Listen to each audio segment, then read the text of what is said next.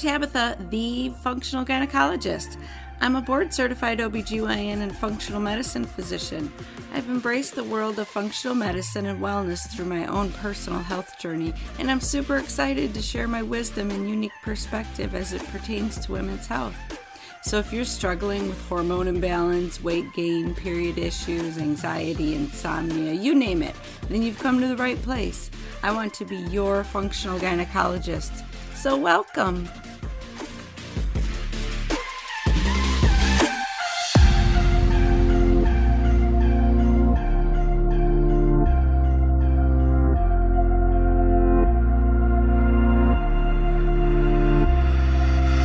All right, so I am talking about emotional eating today. I have a feeling that a lot of you listening are going to relate to this episode. So how many of you women out there have tried 100 different diets only to regain the weight and feel, you've got like 5 different sizes of clothing in your closet because sometimes you're an 8, sometimes you're a 10, sometimes you're a 6, that is a really common problem. And we tend to focus on the food and the weight when in fact there's deeper issues at play. And my guest today is an expert in emotional eating, and we are going to talk about all of this. So I'm really excited for this episode because, weight issues are a result of something. That's not the cause. It's not that you haven't found the right diet necessarily. Sometimes it is, but if it's a yo-yo weight issue and it's a lifelong issue, then your weight issue is the result of something deeper, and we got to figure out what those root causes are. And, if you come see me as a patient virtually, we will get into all the medical reasons that you have those issues. But here's the thing. A lot of times those medical issues developed because of even deeper rooted issues of your personality and your childhood and reasons that you may have a bad relationship with food, an unhealthy relationship with food. And that could be preventing you from being able to manage your medical conditions or get control of your weight because we're not dealing with those root cause issues. So this is beyond the medical root cause issues of weight today. This is your relationship with food, and it's really telling. I think you're going to be surprised at how much you relate to this conversation I have with Tricia today. You're going to be like, hey, that sounds like me. Oh my goodness. So please share this episode with everyone you know, because I think as women, this is a bigger issue than we want to admit. So I just want to sing Tricia's praises really quickly because she's awesome and I just love everything she's doing. And I'm really excited to have this conversation with her today because you need to hear it. Okay. So Tricia Nelson, she lost 50 pounds by identifying and healing the underlying causes of her emotional eating. Tricia has spent over 30 years researching the hidden causes of addiction personality. She's an emotional eating expert and author of the #1 best-selling book, Heal Your Hunger: 7 Simple Steps to End Emotional Eating Now. She also certifies health coaches so they can get better results, referrals, and revenue by helping their clients overcome emotional eating. So Tricia is the host of the popular podcast, The Heal Your Hunger Show, and is a highly regarded speaker. Tricia's been featured on NBC, CBS, KTLA, Fox, and Discovery Health. So you should check out her podcast, The Heal Your Hunger Show.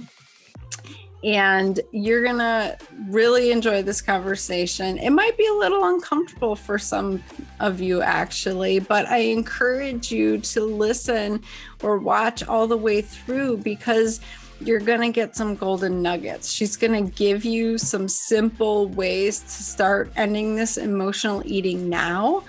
And she's going to talk about the personality traits of an emotional eater and people with food addictions. And she has a quiz on helping you figure out, are you anywhere on this spectrum? Do you need to be concerned about doing some deeper work with your relationship with food? So let's dive right in. Here we go. Well, welcome, Tricia, to the Functional Gynecologist Podcast. Thanks for having me, Tabitha. It's so good to be here. Yeah, I'm super excited about this conversation. I feel like it's so important and women need to hear this. How long have you been doing this? So I was an emotional eater like way back when I was a wee little one. I've from way back as far as I can remember, I was obsessed with food. And I was also, I love food. I love to eat. I love to cook. I love to serve it to other people, go out to dinner. So I was very food focused, which wouldn't have been so bad, except that I started gaining weight. And by age 20, I was 50 pounds overweight and I hated being fat. I would have a roll in my tummy that I would scrunch up and imagine cutting it off like you cut fat off the side of a steak. Or I thought, I imagined contracting a disease where I'd automatically lose weight without having to diet. Oh my goodness. I know, isn't that crazy? And the other crazy thing is I thought, maybe I'll join the army and I'll be forced to exercise at boot camp because I hated to exercise. So I had some really crazy thoughts, which is really just reflective of how desperate I was because I did diet. I tried dieting, but I was a yo-yo dieter. I was like up 30, down 10, up, 20. And I had like 5 different sizes of pants in my closet because I never knew what size I'd be. And my skinny jeans, would collect dust as I whiled away years trying to find, the hidden key to overcoming my weight loss struggles. So it was really a slog for me. And it wasn't until I got really hip to the idea of emotional eating, which was a long time ago before it was even a known thing. But when my consciousness was raised to that point and I'm like, oh my God, like, it's not just that I like food. Cause I'm like, I just like food. But then I observe like my behaviors with my friends and we'd go out to a restaurant and they'd order a sandwich and it would come with fries and they'd eat their sandwich and pick their fries. But I'd eat my fries and pick up my sandwich. And I'd be like, and I'd sit there, I felt like a Martian. I'd be like, how could somebody leave a French fry on their plate? Like, that's the best part. What's wrong with them?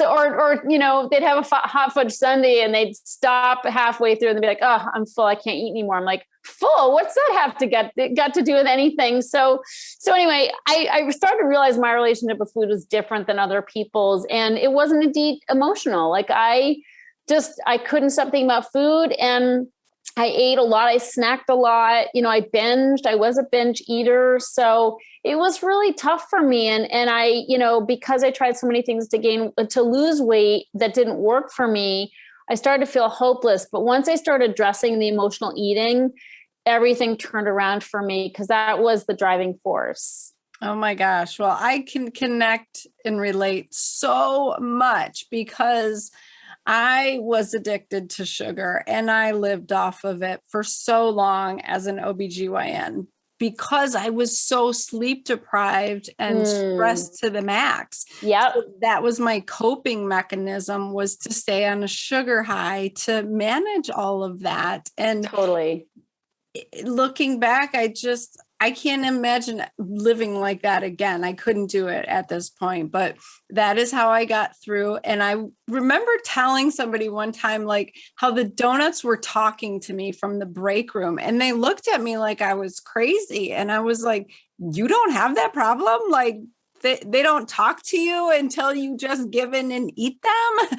And that's when it clicked for me. Like, yeah, I really do have to get rid of this sugar problem. It's an addiction and it's got to go. And when I took the time to figure out why, like you do with your ladies, then you can actually break up with the sugar and get over that addiction or manage it. So I love everything you're doing. So we need to talk about all of this because, oh my gosh, women get on these diets, these yo-yo diets, right? Can you talk about why do we just keep trying to diet and find the answer there? What aren't we doing?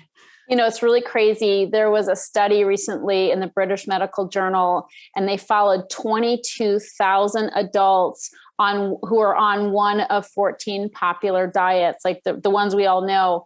And what they found is after 1 year, all the weight that the participants lost was gained back, all of it. So and dozens of studies out there show that basically diets have a completely dismal success rate. In fact, the percentage you might have heard or others might have heard is like 95%. It's that dismal. Mm-hmm. So, and that was my experience too. No matter what diet I tried, I mean, you get psyched at first. You're like, I'm doing it, looking good, feeling good, pants getting looser. But then after 2 weeks or so, it starts to get hard. I hear this over and over. It gets really hard. And then for me, I'd have this spring in my gut that would get tighter and tighter and tighter. And then before I knew it, I was like, I can't take this anymore, and I'd break out and binge. So this was my pattern. This is how I yo-yoed. And what I know now is that, when I'd lose weight or when I diet, the feelings that, I was bearing with food started to come to the surface, and I didn't have the proper tools to deal with them, because food will bury your stuff. You'll get numbed out and you won't feel. But as soon as you're not burying your feelings, you will feel. And if you don't have new healthier coping tools for dealing with life's problems and stress, you're going to be like, where is that chocolate? I need that chocolate now. So that's really the deal. That's, in my experience, emotional eating is why diets fail. It's because people think, oh, easy peasy, I'm going to follow this diet, lose the weight, and feel great. But it doesn't work that way, because, you feel great at first, but then you start feeling like, I need my main coping tool. Give it to me now. Yeah. So that's why, my experience. Oh my gosh, I couldn't agree more. I think that we are looking for the solution to a problem that isn't the root cause. The weight is not the problem. It's the result. And so if you focus on the weight, you'll never fix yourself. It's just the basis of functional medicine, what I preach all the time, Yep. And so I love that you are trying to figure out the root cause and finding tools for women to actually stop the binge eating, stop the yo-yo dieting.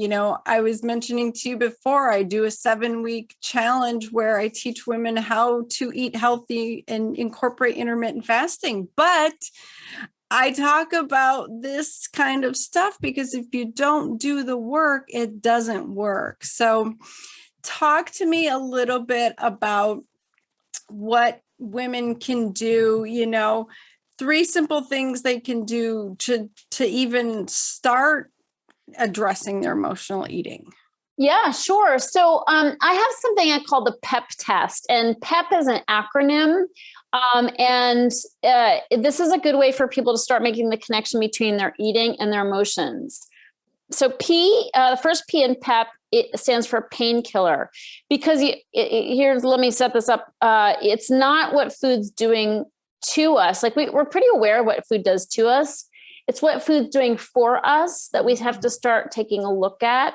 Yeah. So P is painkiller. So we use food as a painkiller, and I was drawn to heavy foods like sugar, fat, and starch, my favorite 3 food groups, actually.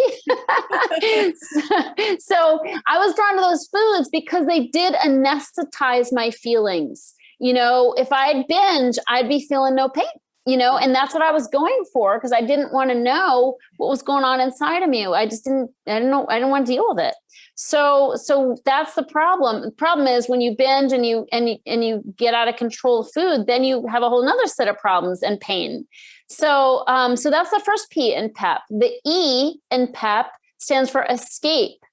And so what I would do is, regarding life, I just wanted to get away from my problems.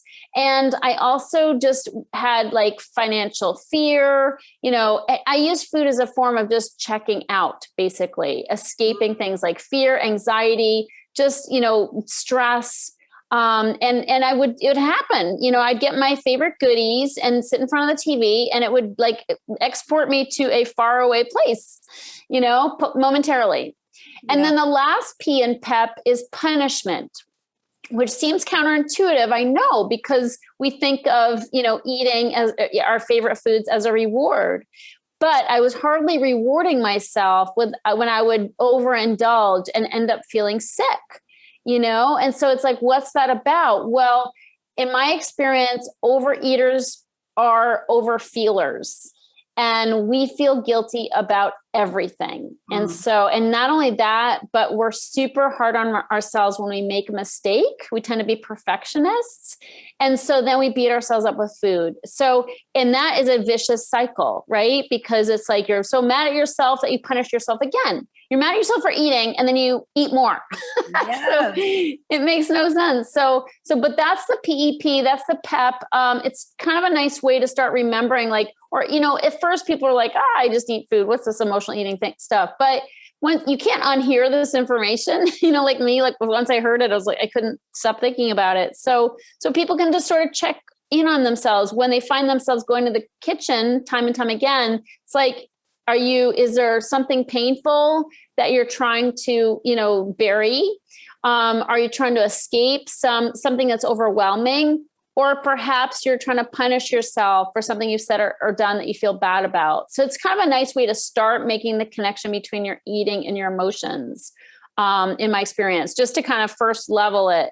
Another thing, Tabitha, is that, we think of emotional eating as just being about food and what we eat. But my experience is emotional eaters have a different way of reacting to life. And this is very much based on how we grew up. So many emotional eaters have trauma in their past. I had sexual abuse in my past. A lot of people have alcoholism or some kind of dysfunction in their family. And when we're kids, we don't have a way of dealing with that stuff. Like, we don't have tools at the ready, and food's right there, and it works, it does the job. But what happens is there are a few other things that we might have, that we practice, which are some personality traits. So not just are we eating when we're kids, but we're also, we modulate our behavior in order to get by in these stressful situations. So in my book, I talk about 24 personality traits that make up what I call the anatomy of the emotional eater. So emotional eaters are different than your average person. And we have these ways of coping that, again, they work as a kid, but then they kind of work against us as adults. And the number one trait is people pleasing. Yeah. So again, if you have trauma as a kid, or you have alcoholism, or if you have a raging parent, whatever, you learn how to become a chameleon. And you're always saying yes, and you're always trying to please, and you're always trying to just get by without, some kind of damage. But as adults, I'm sure you see it time and time again, it causes sickness. We either bury our feelings and just have a smile plastered on our face all the time, and that will create sickness. But also we're doing too much, and we're stressed out because we want validation, and we get it by doing. We get it by producing. And so that's a big problem. And the reason why it's very connected to food, in my experience, helping hundreds of women who are all people pleasers, is that, we're saying yes to everything. Like, sure, I'll chair the committee, happy to host the party. And of course, I'll do your job and mine without extra pay. Like, no problem. But the problem is that nobody's ever as pleased as we plan on them being, right? So we're like, oh, I'm going to get a big hit from this, but people barely notice. And then we're not only burned out from overdoing, but we're kind of pissed off, and resentful. And then that's the perfect prescription for the I deserve it binge. And so that's how it's connected, even though it has nothing to do with food.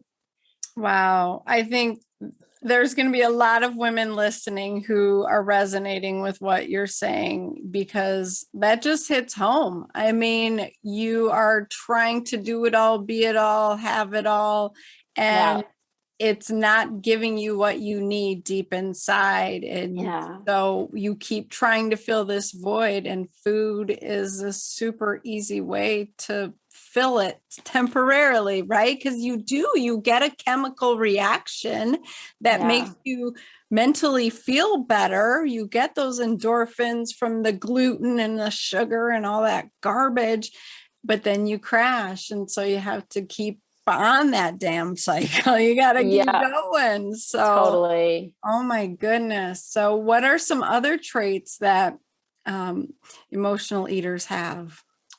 So another one is, again, stemming back to our childhood oftentimes, is caretaking.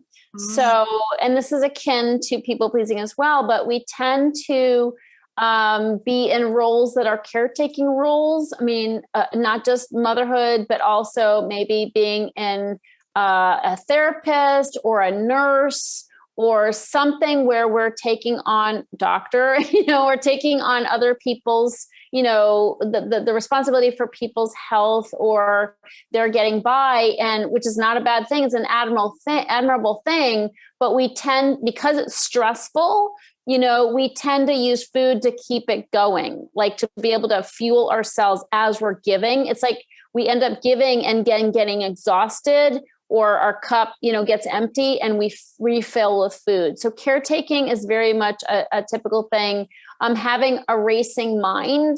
My experience is emotional eaters are not only overeaters, but they're overthinkers. And so, my boyfriend will look at me and be like, how did you get all that from that? Because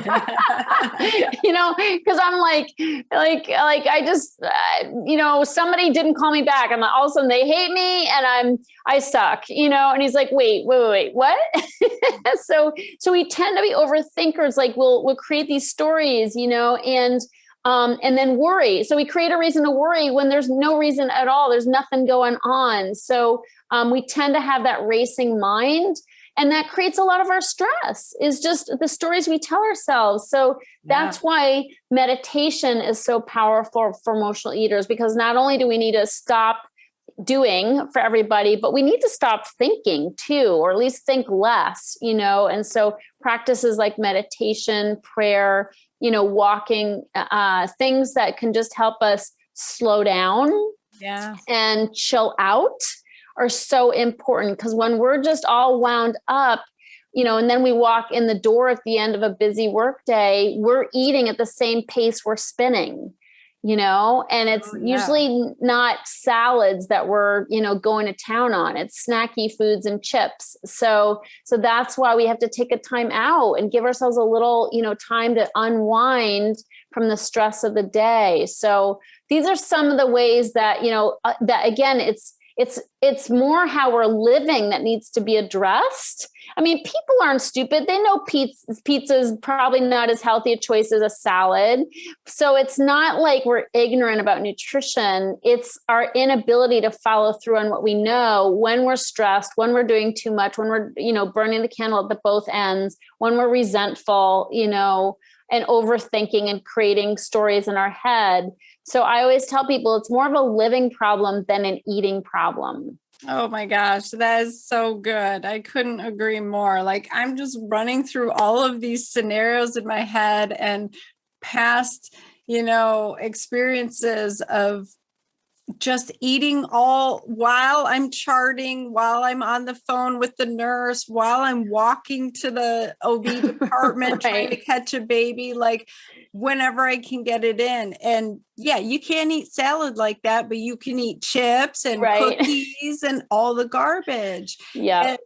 So you're eating without realizing, you're eating too fast. So your brain can't even realize that you're full. You're not nourishing your body, you're stressed out, you're pumping out the cortisol, so many things going on. And I remember when I finally gave up sugar, sitting down uninterrupted, not working, not, being on my phone while I ate was a key factor in my success. So you're hitting on so many important points. Like just get mindful about what the heck you're doing and putting in your body. Number one. Right? Yes. Slow down. Slow down. And I want you to talk about this self-care more that I've heard you speak on, because this, like you're saying, we have to change how we're living. And what I see in my patients and in my women who follow me is we give to everybody else until there's nothing left. We don't even know how to make ourselves a priority because that's not what we do. We take care of everybody else. So please speak to that. Yeah. So, I mean, and people think, that it's bad to take time for ourselves. Women, we kind of put ourselves on a guilt trip about it, like it's selfish, but it's selfless to take care of ourselves. Studies show that when we take time for ourselves, we actually increase our capacity to give to others, and not only that, but people end up getting the best version of us. Amen. That is so good. I mean, can you just say that again? Yeah. So when we slow down, when we have time for self-care, when we say, no, mommy needs some quiet time, guess what? The kids and the spouse, we first have more to give to others when we refill our cup, but we also are a better version of ourselves. And that's what we're giving to them. And don't they deserve that? Yes. Right? Yes. They don't want a busy, bitchy, stressed out, tired, overworked mom, Yeah. And we don't want to be that person. So but it doesn't just happen. We have to take time for ourselves. We have to restore. And it's like, it is not selfish. It's a gift to everybody, including ourselves. Exactly. And I would even take it to the next step. Like, what do you want to teach your children? You want to teach them to put themselves first. You don't want to see your daughter, burnt out when she's 30 and not able to even take care of her small children. That's what we're teaching them. And that's how they're going to end up if we don't change the picture and, set a better example. And I see husbands follow suit, when women start making changes and making themselves a priority, like, hey, you know what? We're going to eat clean. We're going to change it up. The majority of the time, the men are like, okay, I like this. They'll eat what you make, unless they're super picky. I find that husbands are on board and they'll support you. They just don't know you necessarily need it. So, right. Yeah, we have to. Well, then that brings us into another trait of the emotional eater, which is that we tend to stuff our feelings and what we want to say. So we expect our spouses to be mind readers, like they should know what we need without our telling them. But that's really not fair. So we have to speak up and we have to say, hey, I have a boundary here. I need this amount of time, or I need to not start until 9, or I need to take a break. I need the weekend off, or, whatever. We have to communicate that. And emotional eaters, as people pleasers, we're afraid what people think if we set a boundary, but we have to. People have to know where we stand, and they can work with it.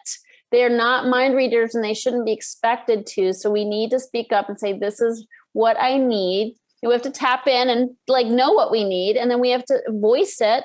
And people are good with it. They don't care. They just need to know, what's your boundary? What do you need? And it's our job to express that. Yeah, I think that is a really hard thing to learn how to do if you've never done it. So yes. And I actually teach, it's a big part of my program is teaching people how to speak up for themselves.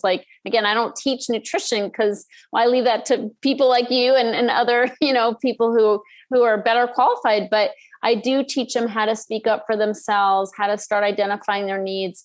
And because people don't know how to do it, it's, they do need to be taught. You gotta start speaking up, but I also support people in doing that because it's so scary for emotional eaters. They're like, I know I'll be rejected. I'll be friendless, after this, after I say how I really feel.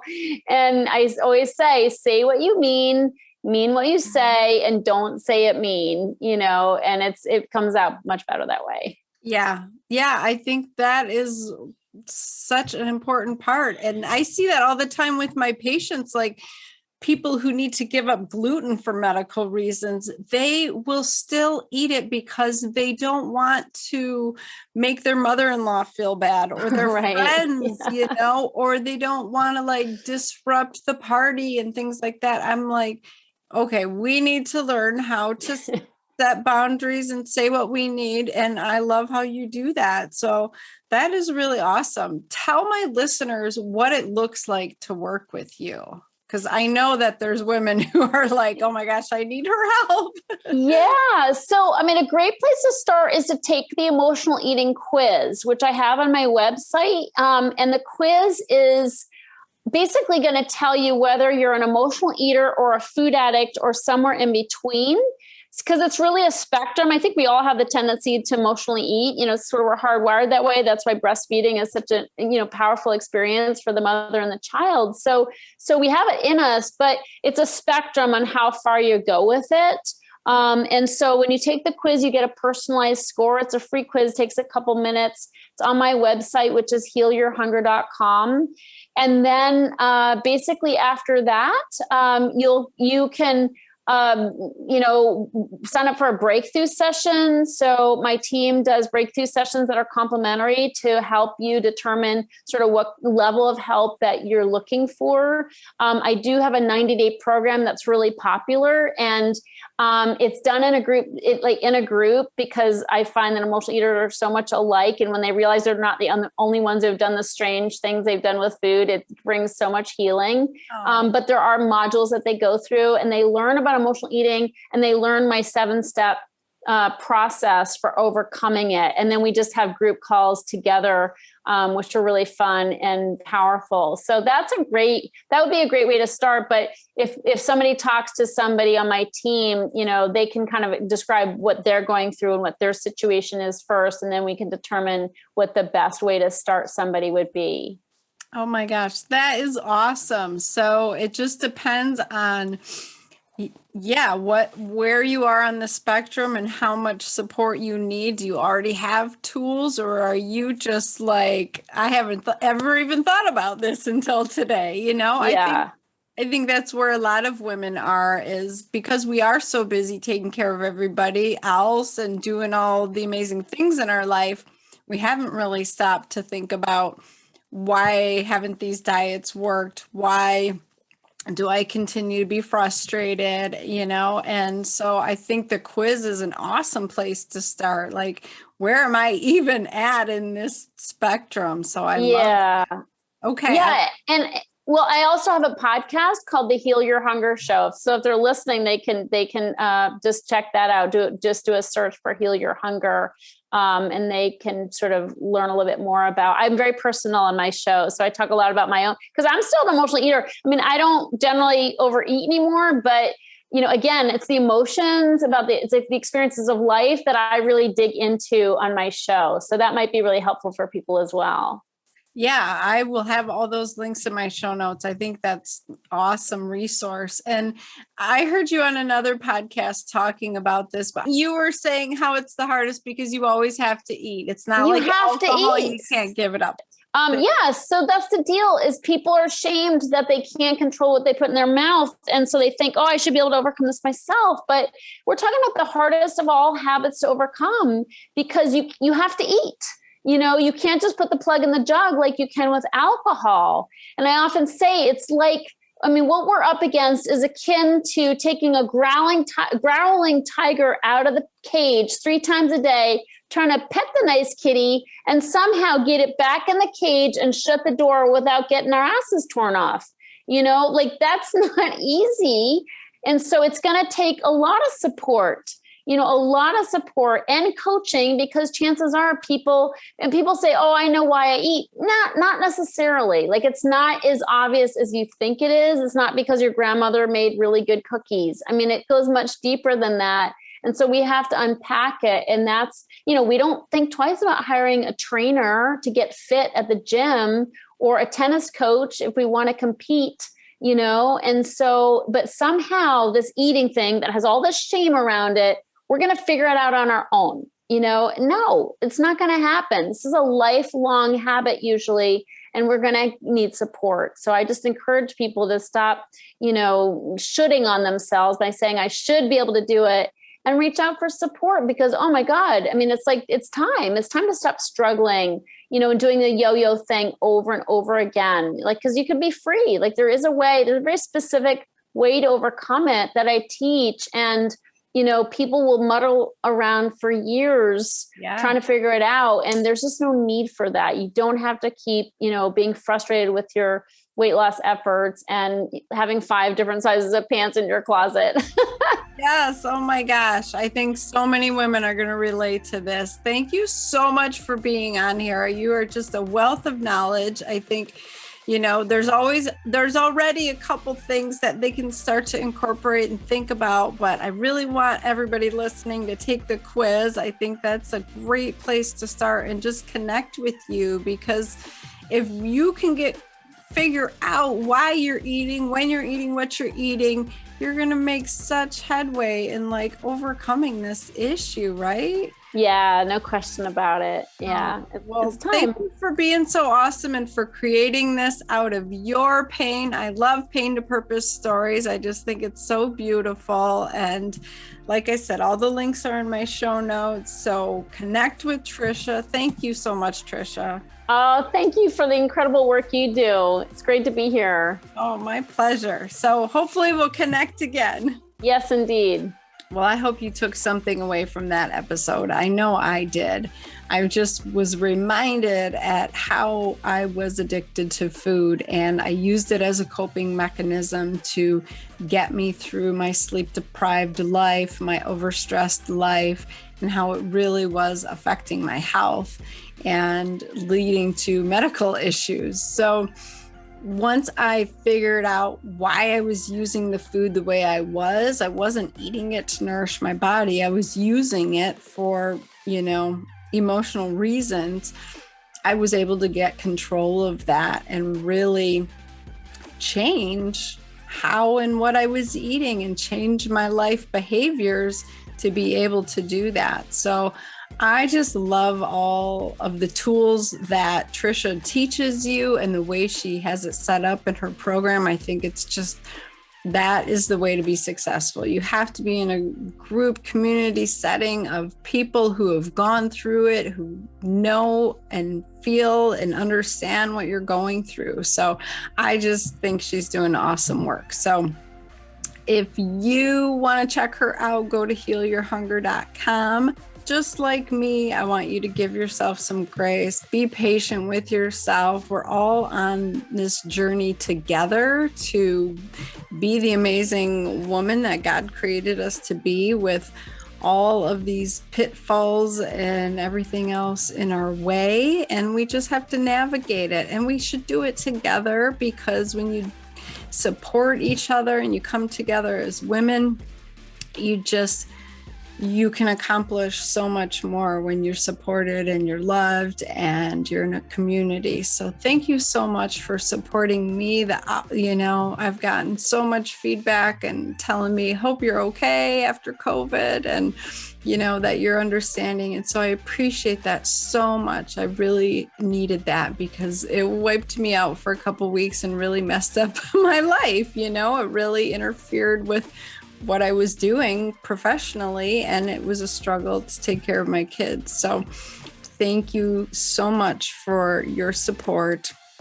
And I am here to continue to support you. I need to know my boundaries and not schedule such a full day next time. So, okay, go out, have an amazing kick-ass week, and let me know what you want to hear about. Follow me on Facebook and Instagram at Dr. Tabitha, Tabatha, no I's, just A's. Or if you want to work with me one-on-one, I'm licensed in over half the country. Don't hesitate to reach out to me. I would love to help you on your health journey. So you can email me at info@drtabitha.com. That's info@drtabatha.com. And let's connect, okay? All right, have a great week.